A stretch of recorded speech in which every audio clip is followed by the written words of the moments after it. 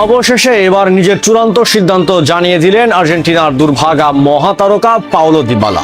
বন্ধুরা, কয়েক সপ্তাহ ধরে চলা ফুটবল দুনিয়ার সব জল্পনা কল্পনার অবসান ঘটিয়ে নিজের ক্যারিয়ারের সবচেয়ে বড় এবং চূড়ান্ত সিদ্ধান্তটি নিজেই জানিয়ে দিলেন লা জোয়া পাওলো দিবালা। 2026 ফিফা বিশ্বকাপের আর্জেন্টিনা স্কোয়াডে জায়গা না পাওয়া এবং ক্লাব ফুটবলের রোমার চুক্তি শেষ হওয়া সব মিলিয়ে দিবালাকে নিয়ে চারদিকে যখন দল বদলের চরম উত্তেজনা, ঠিক তখনই নিজের ভবিষ্যৎবাণী গন্তব্য নিয়ে বোমা ফাটালেন এই মহাতারকা। নিজ দেশের ঐতিহ্যবাহী ক্লাব বোকা জুনিয়র্সে যোগ দেওয়ার অফার ডাইরেক্ট রিজেক্ট করে দিলেন দিবালা। কিন্তু ক্লাব সভাপতি হুয়ান রোমান রিকেলমের দেওয়া লোভনীয় অপ্রস্তাব, কোচের ব্যক্তিগত ফোন কল এবং ঘনিষ্ঠ বন্ধু পারেদেসের অনুরোধের পরেও কেন লাতিন আমেরিকার ফুটবলে ফিরলেন না দিবালা? বেতন কমিয়ে হলেও কেন ইউরোপের বুকেই থেকে যাওয়ার সিদ্ধান্ত নিলেন 32 বছর বয়সী এই ফরওয়ার্ডার? আজ আমরা ইতালিয়ান নামকরা গণমাধ্যম লা গাজেত্তা দেল্লো স্পোর্ট এর সেই ইনসাইড রিপোর্ট এবং দিবালার চূড়ান্ত সিদ্ধান্তের এক ক্ষুরধার ও শক্তিশালী বিশ্লেষণ করব। ভিডিওটি শেষ পর্যন্ত দেখুন, কারণ আজ দিবালার মাস্টার প্ল্যান ফাঁস হতে যাচ্ছে। তাহলে দেখতে থাকুন। চলুন প্রথমে দিবালার এই মানসিক ও ক্যারিয়ারের ক্লান্তিকালীন সমীকরণটা ঠান্ডা মাথায় বোঝার চেষ্টা করি। চলমান 2026 ফিফা বিশ্বকাপের আর্জেন্টিনার মূল স্কোয়াডে জায়গা পায়নি পাওলো দিবালার, যা তার ভক্তদের জন্য ছিল এক বিশাল ধাক্কা। একই সাথে ইতালিয়ান ক্লাব রোমার হয়েও সময়টা খুব একটা মসৃণ যাচ্ছিল না এই ফরওয়ার্ডারের।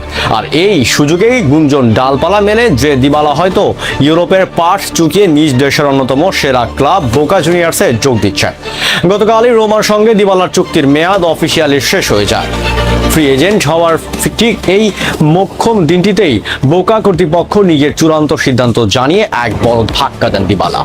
তিনি সব জানিয়ে দিয়েছেন আপাতত আর্জেন্টিনার ফুটবল ফিরছেন না তিনি। যৌক্তিক ভেতরের খবর বিশ্লেষণ করলে দেখা যায় দিবালাকে দলে ফেরানোর জন্য বোকা জুনিয়র্স তাদের সর্বশক্তি নিয়োগ করেছিল।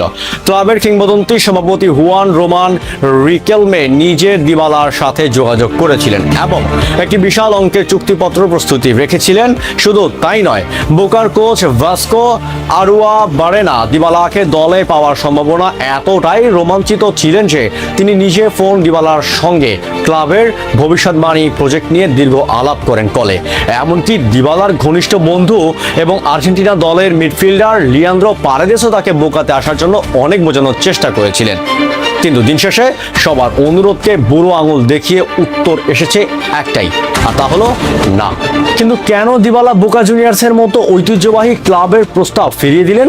ইতালিয়ান নামকরা ক্রীড়া গণমাধ্যম লা গাজেত্তা দেল্লো স্পোর্ট এর প্রতিবেদন অনুযায়ী দিবালা এই মুহূর্তে রোমার সঙ্গে নতুন চুক্তির বিষয়ে অত্যন্ত ইতিবাচক আলোচনা চালাচ্ছেন।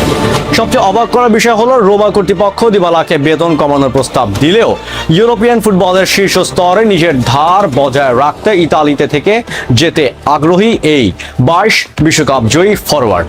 গাজেত্তার দাবি, আগামী কয়েক ঘন্টার মধ্যে দিবালার চুক্তি নবায়নের অফিসিয়াল অ্যানাউন্সমেন্ট চলে আসবে।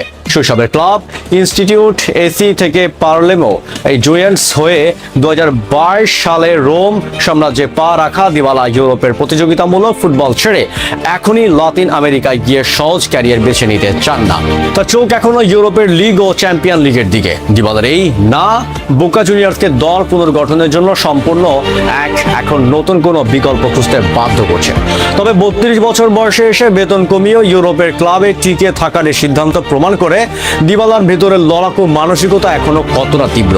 আর্জেন্টিনা দলে জায়গা হারানো দিবালা হয়তো রোমার হয়ে নিজের নতুন করে প্রমাণ করে আবারও আলবি সেলেস্তেদের ড্রেসিং রুমে ফেরার স্বপ্ন দেখছেন।